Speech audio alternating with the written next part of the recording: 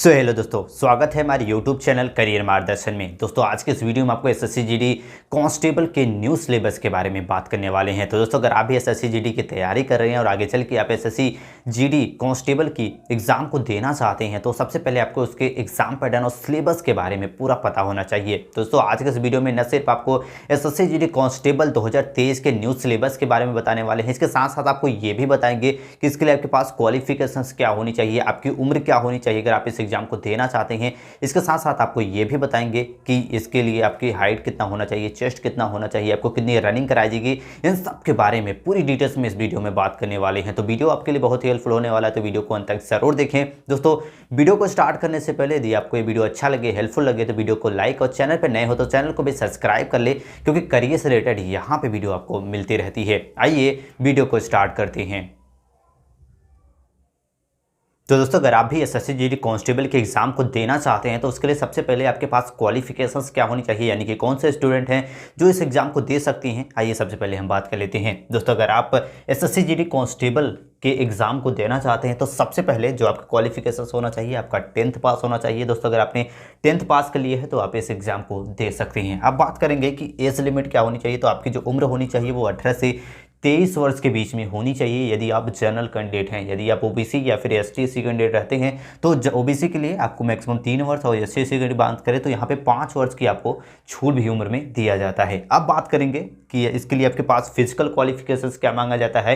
Physical में सबसे important होता है आपकी हाइट। आपकी हाइट यदि आप मेल कैंडिडेट हैं तो आपकी जो हाइट होनी चाहिए वो 170 सेंटीमीटर मांगा गया है। और इसके बाद बात करें यदि आप फीमेल कैंडिडेट हैं तो आपकी जो हाइट होनी चाहिए 157 सेंटीमीटर होनी चाहिए। दोस्तों अगर आप एसटी एससी कैंडिडेट रहते हैं तो हाइट में भी आपको कुछ छूट दी जाती है।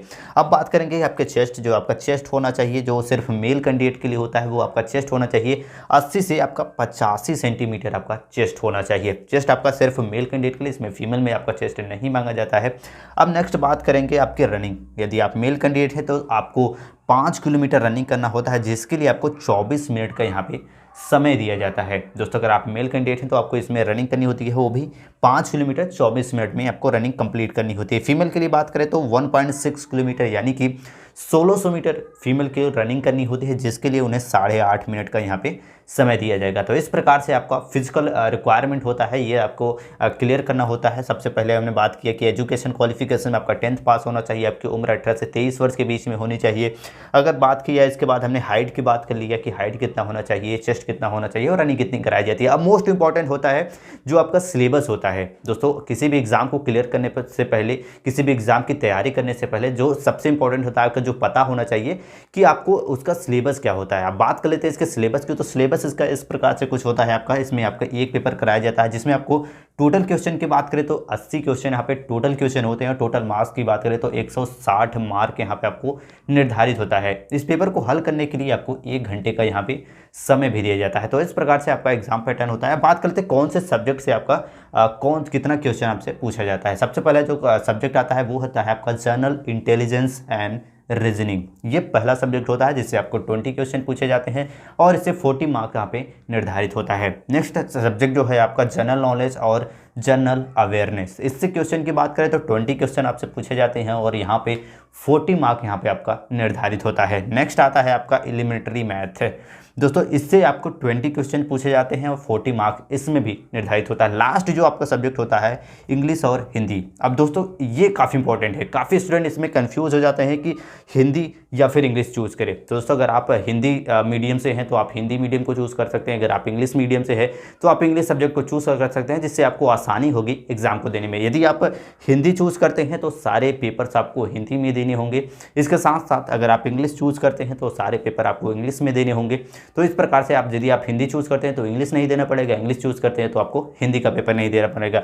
इससे बात करें क्वेश्चन के, इससे बाद 20 क्वेश्चन आपसे पूछे जाएंगे, जिसके लिए 40 मार्क्स यहाँ पे निर्धारित होता है।